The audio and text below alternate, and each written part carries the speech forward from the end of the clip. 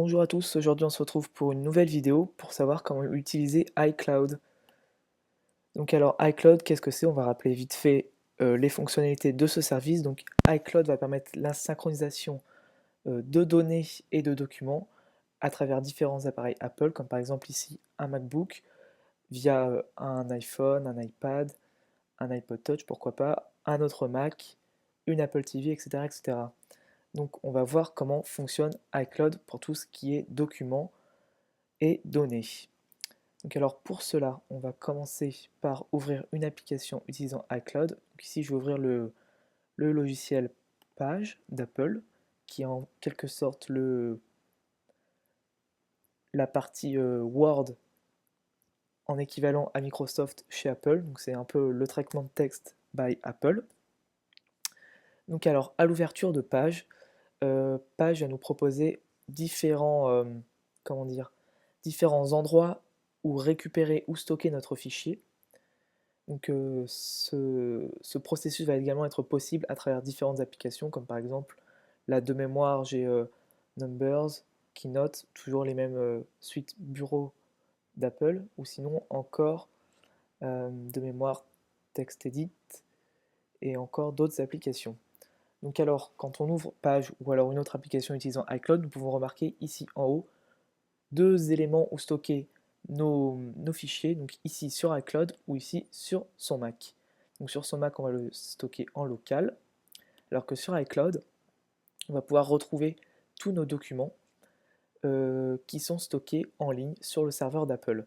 Donc pour l'instant, je vais me connecter. Alors après avoir entré ces données sur iCloud, nous atterrissons sur la page d'accueil du site iCloud.com. Donc alors nous pouvons remarquer plusieurs services disponibles et mis en service par Apple. Donc ici nous avons l'option mail qui permet en fait de consulter ces mails sur le serveur d'Apple, donc directement sur internet sans passer par un programme euh, tierce comme par exemple l'application mail native ici du Mac ou alors sur son iPhone ou sur son iPad. Donc ici ça permet vraiment de pouvoir consulter ses mails sur internet sans aucune application tierce et donc accessible n'importe où. Ici nous avons les contacts qui sont au préalablement synchronisés avec l'iPhone et les contacts du Mac. Ici donc nous pouvons retrouver ici vraiment tous les contacts réunis en un seul endroit. Donc ici comme vous pouvez le remarquer. Donc, je vais retourner à l'accueil, voilà. Ici le calendrier.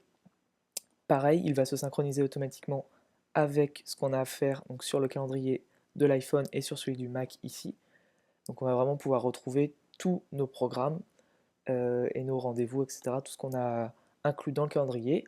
Ici nous avons les notes que l'on a, pareil, qu'on peut noter sur l'iPhone et sur l'iMac. Donc toutes les notes vont se synchroniser également depuis iCloud, qui vont être pouvoir consulter directement depuis Internet, ce qui est assez pratique si on n'a pas son téléphone ou si on est sur un ordinateur public en dehors d'une autre. Voilà.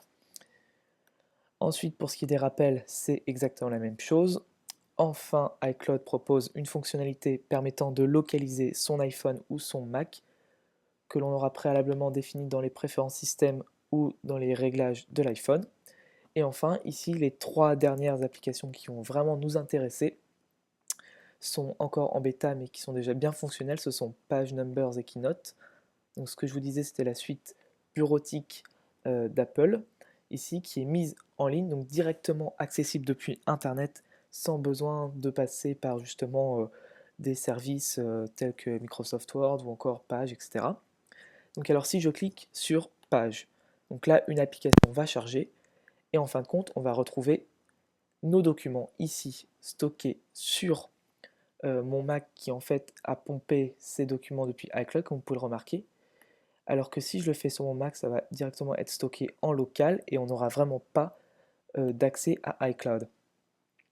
Donc, par exemple, si je clique sur ce document-là, je fais ouvrir, et en fait ce document va être ouvert depuis Internet et non sur mon Mac, donc il n'est pas stocké sur mon Mac. Donc alors ici on va regarder en parallèle euh, l'interface de page sur iCloud. Bien évidemment, le temps de chargement est un peu plus long car c'est vraiment des applications quand même plus gourmandes et qui nécessitent plus de chargement. Donc ici, nous pouvons remarquer les documents stockés sur iCloud. C'était les mêmes que ceux présentés, je ne sais pas si vous avez pu remarquer, voilà, sur l'iCloud du Mac. Alors, on va ouvrir le même document, par exemple, celui-là. Donc il suffit simplement de double-cliquer dessus, pardon. Et donc là, une nouvelle page va s'ouvrir de chargement. Et on va réellement voir une réelle interaction entre les deux documents, à la fois stockés sur iCloud et l'autre sur le Macintosh. Donc alors, par exemple, donc ici, le document qui est stocké sur Internet et non sur mon Macintosh, je vais pouvoir le modifier. Par exemple, je vais rajouter du texte. Alors, voici un test pour la vidéo concernant l'utilisation d'iCloud avec un L. Voilà. Donc alors, actuellement là, la nouvelle phrase que je viens d'écrire n'est pas apparue sur iCloud, donc pour cela, il faut que forcément je sauvegarde mon document, sachant que très régulièrement, à un intervalle de, il me semble, toutes les 30 secondes par exemple, euh, iCloud pour Mac envoie, si on a sauvegardé, si on a décidé de sauvegarder notre document sur iCloud, va automatiquement envoyer tout le contenu sur iCloud afin de faire des sauvegardes très régulièrement si jamais l'application plante, que vous ayez quand même une sauvegarde sur iCloud. Donc alors là, on peut remarquer que il y avait un petit coin avec une flèche qui uploadait vers le haut. Cela veut dire que en fait, iCloud mettait à jour le document. Donc alors si, voilà, votre document a été updaté, donc c'est-à-dire que sur mon MacBook Pro, il a reconnu qu'il a été édité, et donc que mon Mac a envoyé la nouvelle version sur les serveurs d'iCloud. Donc si je fais OK, iCloud va me recharger une nouvelle page actualisée du document, et on va pouvoir remarquer la petite phrase que je viens de marquer il y a quelques instants sur la partie iCloud. On va voir, voilà, elle est ici. Et donc vice versa, je peux modifier directement des documents sur iCloud. Par exemple, si je supprime la phrase ici, pour que ensuite, sur mon Mac, la modification ait été prise en compte. Donc pour cela, on va sauvegarder le truc.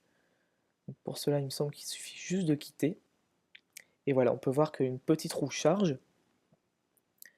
Et cela va mettre automatiquement à jour le document. Donc on attend un petit peu le temps que les serveurs prennent tout ça en compte. Et donc on va remarquer, hop, sur la partie du Mac, que voilà, la phrase a été enlevée. Donc voilà, on peut vraiment remarquer une réelle interaction entre les deux services, ce qui est fort pratique si jamais on est en voyage ou autre. Voilà, on peut remarquer que là, la petite roue a terminé de rouler.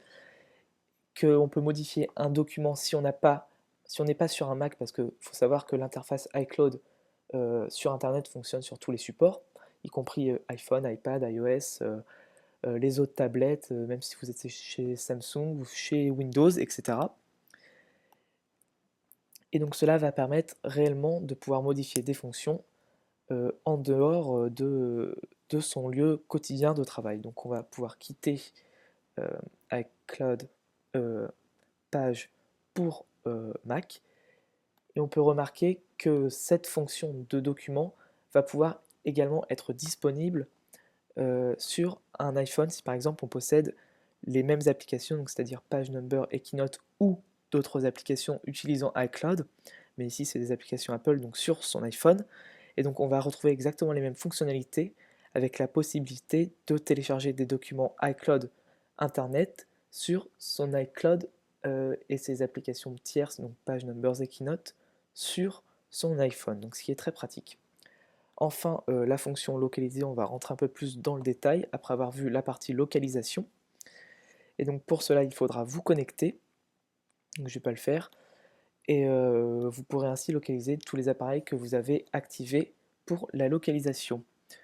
Donc voilà, c'était une présentation assez rapide, mais j'ai essayé de faire le plus complet pour ce qui est des présentations et des fonctionnalités d'iCloud utilisant les services comment dire, bureautiques ou par exemple dans TextEdit, on va vous montrer, vous permettant de stocker des documents sur, sur iCloud. Et j'ai aussi oublié d'ajouter que cette fonction, bien évidemment, fonctionne avec des documents Microsoft, c'est-à-dire pour Page, vous pourrez lire des documents et uploader des documents Word, pour Numbers, des documents Excel, et enfin pour Keynote, des documents PowerPoint, donc ce qui est assez pratique.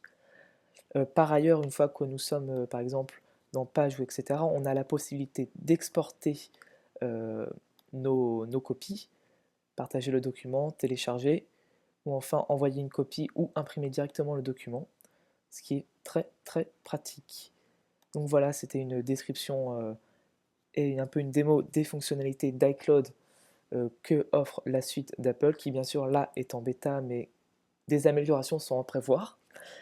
Et donc j'espère que cette vidéo vous a plu. Si vous avez aimé, merci de mettre dans les commentaires ou de mettre un pouce vert, de partager cette vidéo serait encore mieux.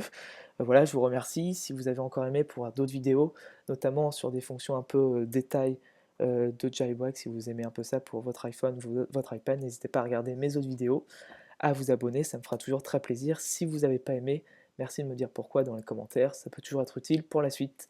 Voilà, il ne me reste plus qu'à vous souhaiter une super bonne journée et je vous dis à très bientôt.